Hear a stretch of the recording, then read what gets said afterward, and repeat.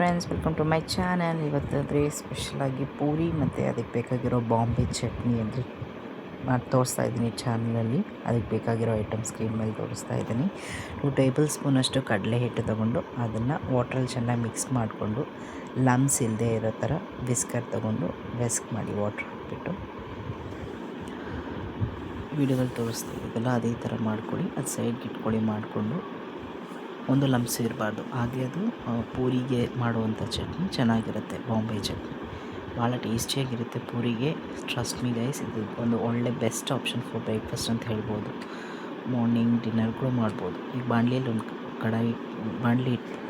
ಕಡಾಯಿ ಇಟ್ಟು ಅದಕ್ಕೆ ಎಣ್ಣೆ ಹಾಕಿ ಸಾಸಿವೆ ಜೀರಿಗೆ ಹಾಕಿಬಿಟ್ಟು ಚಟಪಟ ಅಂತಂದಮೇಲೆ ನೆಕ್ಸ್ಟ್ ಅದಕ್ಕೆ ಆನಿಯನ್ ಹಾಕಬೇಕು. ಆನಿಯನ್ ಹಾಕಿ ಅದಾದಮೇಲೆ ಗ್ರೀನ್ ಚಿಲ್ಲೀಸ್ ಹಾಕಬೇಕು, ಕರಿ ಲೀವ್ಸ್ ಹಾಕಬೇಕು. ಚೆನ್ನಾಗಿ ಫ್ರೈ ಮಾಡ್ಕೋಬೇಕು. ಅದನ್ನು 3 ಐಟಮ್ಸ್ ಹಾಕಿಬಿಟ್ಟು ಆನಿಯನ್ ಸಾಫ್ಟ್ ಆಗೋವರೆಗೂ ಕುಕ್ ಮಾಡ್ಕೋಬೇಕು.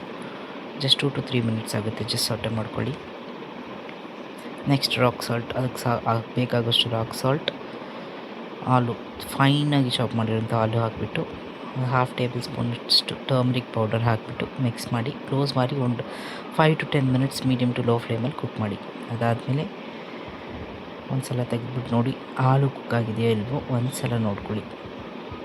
S, it is cooked. And ನಾವು we are adding the besan flour liquid. ಅದೇನು ತಯಾರು ಮಾಡ್ಕೊಂಡಿದ್ದೀವಲ್ಲ ಕಡಿಮೆ ಬೇಳೆದು, ಅದು ಹಾಕಿಬಿಟ್ಟು ಅದಕ್ಕೆ 2 ಗ್ಲಾಸಷ್ಟು ನೀರು ಹಾಕಬೇಕು. 2 ಗ್ಲಾಸ್ ಆಫ್ ವಾಟರ್ ಹಾಕಿಬಿಟ್ಟು ಚೆನ್ನಾಗಿ ಮಿಕ್ಸ್ ಮಾಡಿ ಇನ್ನೊಂದು 2 to 3 ಮಿನಿಟ್ಸ್ ಅದು ಸ್ವಲ್ಪ ಕುದಿಯೋವರೆಗೂ ವೆಯ್ಟ್ ಮಾಡಬೇಕು. ಒಂದು 5 ಮಿನಿಟ್ಸಷ್ಟು ಕುಕ್ ಮಾಡ್ಕೊಳ್ಳಿ. ಅದಾದಮೇಲೆ ಓಪನ್ ಮಾಡಿ, ಇದಾಗಲೇ ಥಿಕ್ ಕನ್ಸಿಸ್ಟೆನ್ಸಿಗೆ ಬಂದಿರುತ್ತೆ. ಸೊ ಆಗಲೇ ಗೊತ್ತಾಗುತ್ತೆ. ಆ ಫ್ಲೇವರ್ ನೋಡ್ಕೊಳ್ಳಿ. ಲಾಸ್ಟ್ಗೆ ಸ್ವಲ್ಪ ಗರಂ ಮಸಾಲ ಹಾಕಿಬಿಟ್ಟು ಚೆನ್ನಾಗಿ ಮಿಕ್ಸ್ ಮಾಡಿ. ನಿಮ್ಗೆ ಗೊತ್ತಾಗುತ್ತೆ ಆಗಲೇ. ಒಂದು ಸ್ವಲ್ಪ ಟೇಸ್ಟ್ ಮಾಡಿ, ಉಪ್ಪು ಎಲ್ಲ ಸರಿ ಇದೆಯಾ ನೋಡಿಕೊಂಡು ರೆಡಿ ಮಾಡ್ಕೊಳ್ಳಿ. ಈಗ ನಮ್ಮ ಬಾಂಬೆ ಚಟ್ನಿ ರೆಡಿ ಪೂರಿಗೆ. ನೆಕ್ಸ್ಟ್ ಪೂರಿ ಮಾಡ್ಕೊಳ್ಳೋಣ. ಇದೇ ವಿಡಿಯೋದಲ್ಲೇ ತೋರಿಸ್ತಾ ಇದ್ದೀನಿ, ಲಾಂಗ್ ವಿಡಿಯೋ ಸ್ಕಿಪ್ ಮಾಡ್ತೀನಿ ನೋಡಿ. ಪೂರಿಗೆ ಆಶೀರ್ವಾದ ಆಟ ಯೂಸ್ ಮಾಡ್ತಾಯಿದ್ದೀನಿ ನಾನು. ನೀವು ಯಾವುದಾದ್ರೂ ಯೂಸ್ ಮಾಡ್ಕೊಳ್ಳಿ, ಚಿಕ್ಕಿ ಯಾವುದಾದ್ರೂ.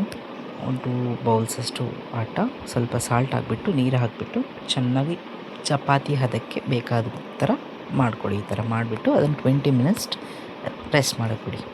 ಆದಮೇಲೆ ಪೂರಿ ಶೇಪ್ ಮಾಡ್ಕೊಳ್ಳಿ ಪೂರಿನ.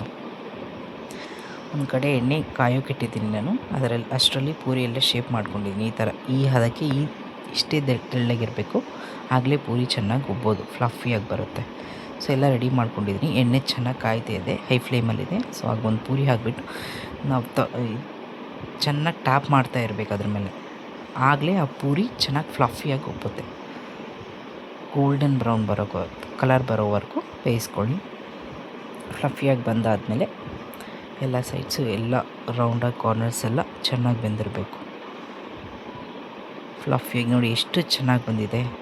ಹಂಗೆ ಬಿಸಿಯಾಗಿ ಆಲೂ ಬಾಂಬೆ ಚಟ್ನಿ ಜೊತೆ ಈ ಪೂರಿ ಇಟ್ಕೊಂಡ್ರೆ ಎಷ್ಟು ಚೆನ್ನಾಗಿರುತ್ತೆ ಅಲ್ವಾ. ಸೊ ಟ್ರೈ ಮಾಡಿ ಫ್ರೆಂಡ್ಸ್, ನೀವು ಕೂಡ ಬ್ರೇಕ್ಫಾಸ್ಟ್ ಡಿನ್ನರ್ ಯಾವಾಗಾದರೂ ಟ್ರೈ ಮಾಡ್ಬೋದು ನೋಡಿ. ಎಲ್ಲ ಪೂರಿನೂ ಈ ಥರ ರೆಡಿ ಮಾಡ್ಕೊಳ್ಳಿ. ಈ ಕಾಂಬಿನೇಷನ್ ಪರ್ಫೆಕ್ಟ್ ಅಂತ ಹೇಳ್ಬೋದು. ಸೊ ಟ್ರೈ ಮಾಡಿಬಿಟ್ಟು ಹೇಗಿದೆ ಅಂತ ಹೇಳ್ಬಿಟ್ಟು ಕಮೆಂಟಲ್ಲಿ ತಿಳಿಸಿ. And like, share, subscribe. Thank you for watching.